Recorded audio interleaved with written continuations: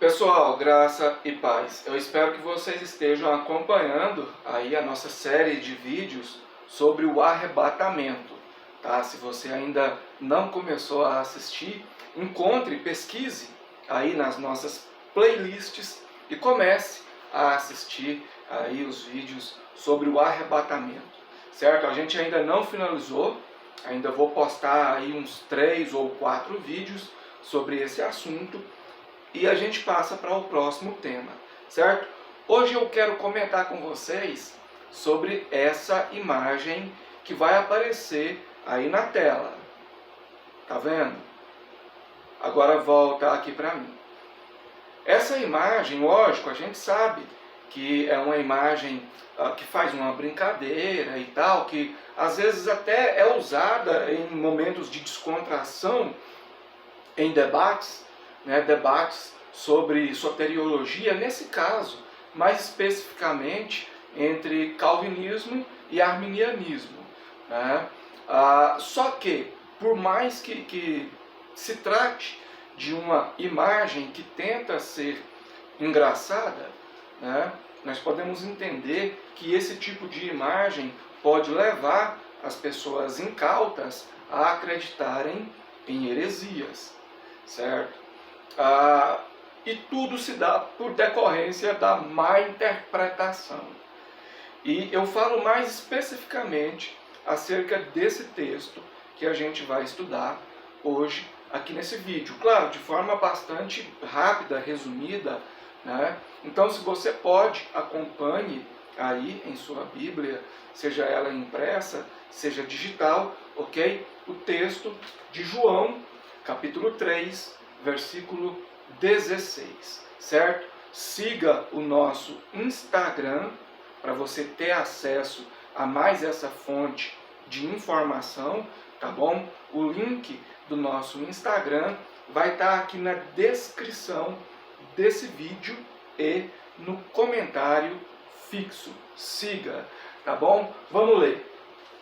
Porque Deus amou o mundo de tal maneira que deu o seu Filho unigênito, para que todo aquele que nele crê não pereça, mas tenha a vida eterna, certo?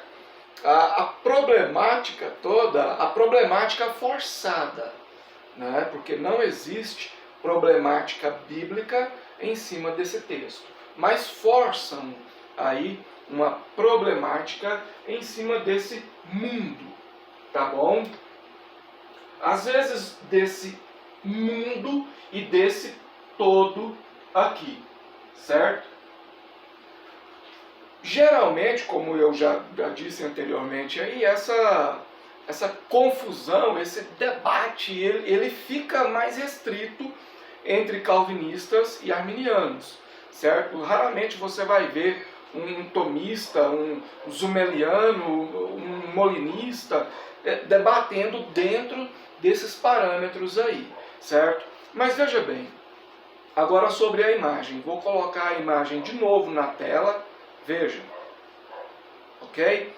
Nós temos que entender o seguinte: existem contextos os quais nós não precisamos especificar em termos pessoais, em termos de presença, porque o próprio contexto se auto-especifica.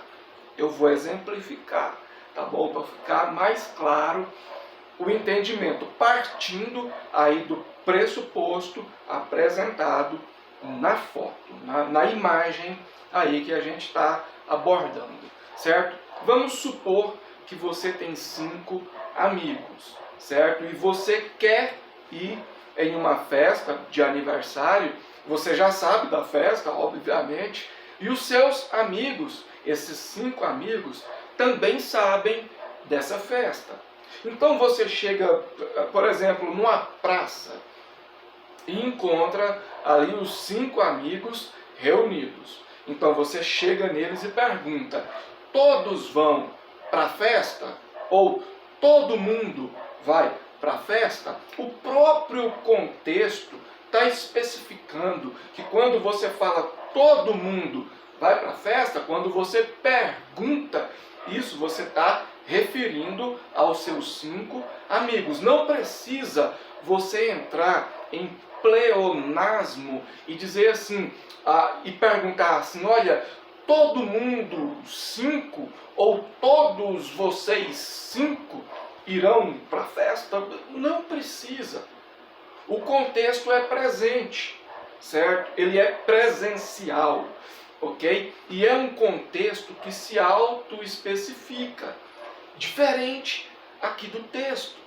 E nós vamos entrar nessa questão do texto agora. Veja bem, não vou falar da etimologia da palavra mundo aqui, tá? Porque senão nós teríamos que partir para conceitos mais técnicos, a gente iria usar os léxicos e tal. Então eu quero fazer uma abordagem mais simples, porém objetiva e conclusiva também, né? Vamos lá. Porque Deus amou o mundo de tal maneira. Muitas pessoas dentro da teologia calvinista vão dizer que esse mundo trata-se do eleito, do conjunto de eleitos. A gente pode aplicar essa interpretação no texto de forma honesta? Não. De forma calvinista, às vezes sim, mas de forma honesta, não. Por quê? Veja bem, porque Deus amou os eleitos de tal maneira que deu o seu Filho unigênito para que todo aquele que, esse todo aquele que é uma locução pronominal indefinida, certo? Se esse mundo fosse o grupo de eleitos, obviamente nós teríamos que entender que esse grupo de eleitos seria um grupo definido, um grupo forçosamente definido por Deus. Então, o autor, aqui no caso o próprio Jesus, né, que está dizendo isso aí, ele não poderia usar uma locução pronominal indefinida para se referir a um grupo super definido. Caso contrário, ele estaria entrando em uma autocontradição muito infantil. Ok? Mas vamos tentar de uma outra maneira. Agora nós vamos ler da mesma forma, né, colocando eleitos no lugar de mundo, só que nós vamos ler até o crer, certo? Ficaria assim, porque Deus amou os eleitos de tal maneira que deu seu Filho unigênito para que todo aquele que nele crê. Ficaria contraditório. Por quê? Porque quando ele diz todo aquele que nele crê, referindo-se aos eleitos, ele automaticamente está colocando a probabilidade de algum eleito não crer. E se esse eleito foi incondicionalmente, forçosamente e irrevogavelmente eleito, mais cedo ou mais tarde ele vai crer para a salvação, certo? Então se ele diz, porque Deus amou os eleitos de tal maneira que deu o seu Filho unigênito para que todo aquele que nele crê, ele está colocando aí a possibilidade de nem todos os eleitos crerem para a salvação. E aí a eleição seria uma furada. Então, de qualquer jeito que você tentar, não dá para colocar eleitos, não dá para colocar um grupo definido aqui no lugar de mundo, certo? E isso é o que o texto diz e mostra de forma clara. Não estou nem entrando na questão da etimologia, para ficar mais resumido, para ficar mais simples, certo? Agora nós vamos ler, bem dizer da mesma forma, só que vamos ter uma outra conclusão. Vamos lá, acompanhe o raciocínio para você não confundir as coisas, tá? Porque Deus amou os eleitos de tal maneira que deu o seu Filho unigênito para que todo aquele que nele crê não pereça, mas tenha a vida eterna. Se esse mundo quisesse dizer os eleitos, ou seja, um grupo definido, Jesus estaria primeiro entrando em autocontradição, porque ele estaria usando uma locução pronominal indefinida para se referir a um grupo definido, certo? E ele também estaria cometendo pleonasmo, porque, veja bem, se esse mundo é todos os eleitos, ou, digamos, para ficar de uma forma mais fácil, se esse mundo trata-se do grupo de eleitos, ou dos eleitos, então nós temos que entender que todos crerão. Logo, não ia ter necessidade dele falar para que todo o eleito que nele crê, porque se é eleito, logo vai crer para a salvação mais cedo ou mais tarde. Então ele estaria entrando em autocontradição e pleonasmo, ok? Agora eu quero interpretar para vocês aí o versículo do jeito que o texto traz. Aí você pode discordar do texto, você pode concordar com o texto, fica a seu critério. Quero deixar bem claro que eu não tenho nada contra as pessoas que são calvinistas, certo? Eu discordo da doutrina e faça parte do nosso curso de teologia biblista, tá bom? A nova turma vai começar no dia 7 de dezembro desse ano de 2021. No curso, aí sim, a gente aprofunda mais, fala da etimologia, enfim. Aí vocês vão ter apostilas em PDF, videoaulas exclusivas e os detalhes para você fazer a sua matrícula no curso estarão aqui, ó, na descrição do vídeo e no comentário fixo. Eu aguardo aí o seu contato, tá bom? Vamos ler o texto aqui de novo. Porque Deus amou o mundo de tal maneira que deu o seu Filho unigênito para que todo aquele que, agora nós vamos usar esse todo aquele que de fato como deve ser usado, ou seja, como uma locução pronominal indefinida, certo? Então esse mundo aqui deixa de ser o mundo dos eleitos, deixa de ser um grupo definido, porque não é isso que o texto diz. O texto não diz que esse mundo é um grupo forçosamente, irrevogavelmente eleito / definido, tá bom? Então nós vamos usar esse todo aquele que, de fato, como sendo uma locução pronominal indefinida, ok? Para que todo aquele que nele crê não pereça, mas tenha a vida eterna, certo? Então qualquer um pode crer, certo? É por isso que existe essa cláusula, ok? Para que todo aquele que, o que nele crê. Né? Então existe aí essa ligação. E essas pessoas, qualquer um tem condição de crer, por quê?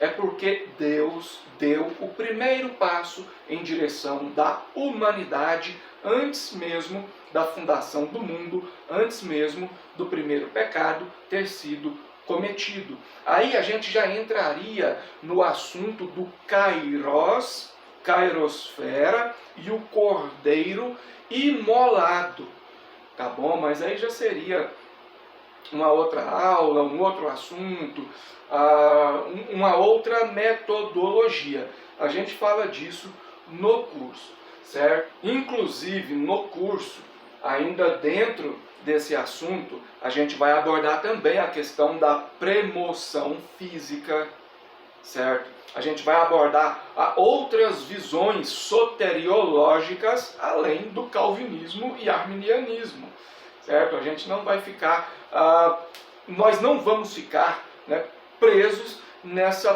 polarização aí, ok? Então, para você entender melhor, essa locução pronominal indefinida, todo aquele que, e essa cláusula que é crer, só faz sentido no texto se esse mundo for todo o indivíduo. Porém, aí entra aquele porém.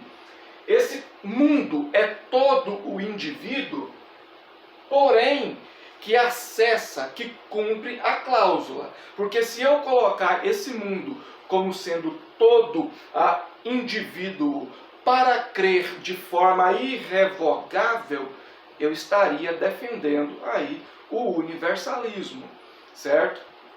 E o texto aqui não abona de forma alguma esse parâmetro universalista, certo? Pessoal, eu criei um novo canal na internet, aqui no YouTube, certo? Faça parte desse novo canal, se inscreva. É um canal dedicado exclusivamente para pessoas que gostam de assuntos e temas sobrenaturais, que mexem com a cabeça da gente e tal. Eu vou deixar o link desse novo canal na descrição aqui desse vídeo e no comentário fixo. E vou deixar também os links dos meus livros de teologia biblista, caso você queira adquirir algum. Então ficou bem exemplificado, nós poderíamos usar outros exemplos. Veja bem, porque Deus amou o mundo de tal maneira que deu o seu Filho unigênito, para que todo eleito que nele crê não pereça, mas tenha a vida eterna. Estaria incorrendo em pleonasmo, ok? Porque se é eleito irrevogavelmente para a salvação, então mais cedo ou mais tarde crerá para a salvação. Então nós temos aí o pleonasmo, né? Mesmo tirando os eleitos do mundo e colocando os eleitos no todo, teríamos também aquela margem, né? Então ficaria ambíguo, né? Daria para interpretar de forma ambígua, né? Porque também deixaria aquela margem. Pô, será que nem todo eleito crerá? Então a eleição falhou em determinado ponto. Vocês entenderam?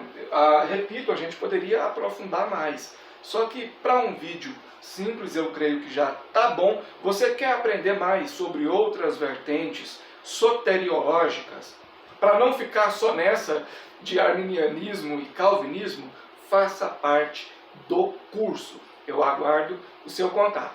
Então é isso aí. As pessoas que usam essa imagem, olha a imagem aí na tela, para tentar fazer chacota com o pessoal do arminianismo. Não sou arminiano, respeito os arminianos, certo? Mas enfim, as pessoas que usam essa imagem aí para tentar de alguma forma fazer chacota com os arminianos, essa pessoa precisa entender um pouco mais, aprender um pouco mais sobre interpretação textual, ok? Repito, isso aqui não é pessoal, certo? Eu discordo da doutrina calvinista, mas respeito as pessoas que são calvinistas. Inclusive, eu mesmo, em um tempo atrás, aí, né, quando eu tinha menos experiência e tal, cheguei a defender a dupla predestinação. Então eu sei do que estou falando, né? Eu já examinei aí autores calvinistas, as institutas, as confissões de fé. Então a gente tem aí uma certa base, certo? Mas repito, nada pessoal. Fiquem com Deus, tá? Que Deus continue abençoando vocês. Muito obrigado pela companhia e até a próxima.